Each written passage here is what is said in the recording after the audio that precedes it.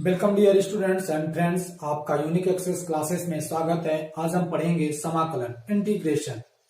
देखिए, सबसे पहले हम जो अवकलन पढ़े थे, हमारे पास जो सिंबल था डी बाई डी एक्स, हमें ये सिंबल को पढ़ चुके हैं। ये हमारा किसके लिए यूज हो रहा था? अवकलन के लिए। किसके लिए? अवकलन के लिए। अब हम पढ़ेंगे समाकलन। जैसे हमारे पास है एफ एक्स, या ऐसे सिंबल बनाना। क्या हमारे पास है कोई भी सिंबल है, ये जो सिंबल है, और यदि ये ऐसा हो जाए डी एक्स, जैसे हमारे पास कोई क्वेश्चंस के तौर पर है, एग्जांपल में हम लेते हैं, जैसे हमारे पास है एक्स की पावर 5, इसका हमें क्या करना है? समाकलन करना है। क्या करना है? समाकलन करना है। तो देखिए हम इसको कैसे लिखेंगे, इसको आई बराबर ऐसे लिखेंगे एक्स की पावर 5 और डी एक्स लिखेंगे। कैसे लिखेंगे? एक्स पर जो ये सिंबल है, ये इंटीग्रेशन सिंबल कहलाता है। क्या कहलाता है? इंटीग्रेशन सिंबल कहलाता है। सिंबल कहलाता है। देखिए समाकलन क्या कहलाता है? समाकलन चिन्ह कहलाता है। इसी के साथ हम कई सारे एग्जांपल्स के तौर पे कुछ फार्मूले पढ़ेंगे। सबसे पहले देखिए,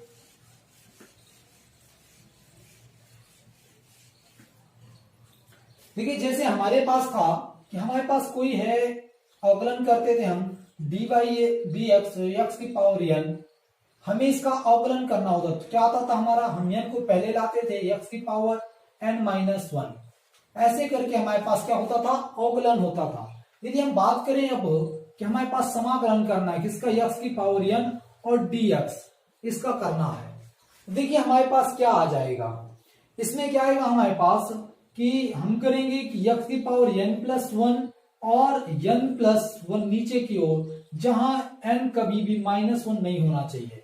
क्या है? माइनस 1 नहीं होना चाहिए। इसी के बाद हमारे पास आता है कि जैसे हमारे पास अवकलन होता था कि डी बाई डी एक्स और log x का अवकलन करना होता था। क्या होता था? 1/x होता था। यदि हम बात करें कि हमें समाकलन करना हो 1/x का dx का, तो समाकलन क्या आएगा?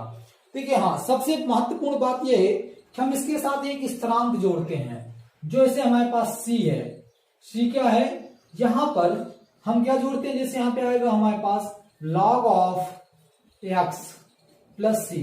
देखिए जो c है ये क्या है? समाकलन स्थिरांक। क्या है ये हमारे पास? समाकलन स्थिरांक है। इंटीग्रेशन कांस्टेंट है। क्या है हमारे पास? Integration constant. देखिए किसी का भी समाकलन हमारा यूनिक नहीं होता, अर्थात उसके सी का मान जितनी बार लेंगे उतनी बार बदलता जाएगा। इसी के तरीके जैसे हमारे पास हो जाए साइन एक्स का समाकलन क्या होगा? देखिए आपने देखा होगा कि साइन एक्स किसका अवकलन होता था? कास एक्स का होता था माइनस साइन एक्स। तो हम इसमें क्या करेंगे, इसका जो हमारा समाकलन आएगा माइनस कास एक्स आएगा। क्या आएगा? Minus cos x plus C आएगा। क्या आएगा? Minus cos x plus C आएगा। इसी पे सेकंड हमारा फार्मूला है कि कास एक्स डी एक्स हो, इसका समाकलन क्या आएगा हमारे पास? साइन एक्स प्लस सी आएगा। क्या आएगा? साइन एक्स प्लस सी आएगा। यदि हमारे पास e की पावर x हो और dx हो, इसका समाकलन e की पावर x प्लस सी आएगा। इसी तरह नेक्स्ट स्टेप में है, यदि हमारे पास क्या हो? a की पावर x dx हो, तो इसका हमारे पास समाकलन क्या आएगा? देखिए इसका जो आना है a की पावर x बटे log of a at the base of e plus C आएगा। क्या आएगा? At the base of e plus C आएगा। देखिए हमारे पास यदि क्या हो? Sec square X D X हो, तो इसका क्या आएगा? टेन एक्स प्लस सी आएगा। यदि हमारे पास क्या हो? कासेक स्क्वायर एक्स डी एक्स हो, तो माइनस काट एक्स प्लस सी होगा। इसी के पास नेक्स्ट स्टेप में से अन्य फार्मूले हैं हमारे पास। जैसे हमारे पास हो sec x into tan x D x, तो किसका होगा? सेक एक्स प्लस सी होगा। क्या होगा? सेक एक्स प्लस सी होगा। दूसरा है हमारे पास कासेक एक्स काट एक्स dx किसको होगा minus cosec x plus c होगा। देखिए ये हमारे पास कुछ ऐसे फार्मूले हैं, जैसे जैसे क्वेश्चंस बढ़ते जाएंगे हम अन्य फार्मूले लिखेंगे। देखिए डियर स्टूडेंट्स, हमारे पास ये पहला क्वेश्चन है, अब इसे कैसे हल करें। देखिए इसे माइनस में है, हमारे पास कौन सा फार्मूला है, x की पावर n dx वाला फार्मूला है। इसमें क्या आता है, x की power n plus one by n plus one plus c हो जाता है। हम इसी को ऐसे लिख पा रहे हैं, x की पावर माइनस टू dx। देखिए अब हम इसमें अप्लाई कर देंगे इस फार्मूले को, तो x की power minus two plus one plus c, क्या गया हमारा माइनस वन नीचे, या हम इसको सीधे सीधे ऐसे लिख पा रहे हैं, x की पावर माइनस वन बटे माइनस वन प्लस c, और लिख पाएंगे माइनस यहां लग जाएगा तो माइनस, और इसको एक बटे x प्लस c लिख सकते हैं। देखिए दूसरा सवाल है हमारे पास, हम इस सवाल को सीधे भी हल करना चाहें तो यहां से ये आ जाएगा हमारा log of t mod of c।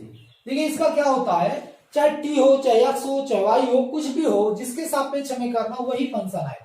देखिए इसको हम क्या लिख पा रहे हैं, यदि हम इसको सर्वप्रथम लिख पा रहे हैं तो x की पावर माइनस एक बटे दो dx लिखेंगे, और ये हमारे पुराने क्वेश्चन की तरह हुआ कि x की पावर माइनस एक बटे दो प्लस एक बटे माइनस एक बटे दो प्लस वन प्लस c, इसको घटाएंगे तो x की पावर एक बटे दो, नीचे आएगा एक बटे दो प्लस c, तो ये दो ऊपर चला जाएगा 2x one by two plus c। देखिए चौथा क्वेश्चन है, सबसे पहले इसको लिखना सीखो। देखो इसका मतलब है x की पावर एक बटे दो, ये क्या होता है रूट x होता है, और x क्या होता है, इसको हम कह सकते हैं कि x की पावर ये भी, या इसको ऐसे रूट x की पावर दो कहो तो भी ये आता है। देखो दो एक तीन बाई टू, अर्थात इसको हम दो लिख पाएंगे x की power minus three by two dx लिख पा रहे हैं। देखिए हमारे पुराने क्वेश्चन की तरह बन गया, और यदि हम इसे हल करेंगे तो x की power minus three by two plus one और बटे minus three by two plus one plus c, क्यों घटाएंगे x की power minus one by two plus c, तो ये माइनस टू x की power one by two plus c, ये हमारे क्या है आंसर। जिनके कुछ क्वेश्चंस हैं, देखिए ये हमारे पास क्वेश्चंस हैं और इनको हम बड़ा आसानी से हल करेंगे। देखिए ये क्वेश्चन हमारा लिखा हुआ है टू की पावर x dx का समाकलन करना है, किसके सापेक्ष, x के सापेक्ष। कल भी हमने समाकलन की बात की थी, उसी में से देखिए हमारे पास एक फार्मूला था a की पावर x dx का। इसका क्या होता है, a की पावर x और log ऑफ e, और जो ये a होता है बेस, इसको यहां लिखते हैं, और ये कांस्टेंट, इसी के बेसिस पर हम इसका समाकलन करेंगे। मान लीजिए ये है हमारा टू की पावर x dx, इसका समाकलन होगा, क्या होगा हमारे पास, टू की power x log of e at the base of log of two at the base of e plus c। ये हमारे इसी प्रकार ये तीनों क्वेश्चंस हैं। देखिए इसको भी हम इसी प्रकार करते हैं, b की पावर x dx, हम इसको करेंगे तो b की power x log of b eight the base of e plus c। देखिए अभी तीसरा सवाल है, इसमें थोड़ा सा परिवर्तन हुआ है, और ये कई बार बोर्ड पेपर में पूछा भी गया है। हमारे पास दिया गया है b की पावर x a और dx। देखिए हम इसको अलग अलग लिख सकते हैं, b की पावर x इंटू b की पावर a। देखो ये जो है हमारा वो क्या है, कांस्टेंट पद है। कौन सा पद है, कांस्टेंट पद है। हम इसको पहले ले आएंगे तो b की पावर a, और ये हमारा क्या बनेगा b की पावर x dx।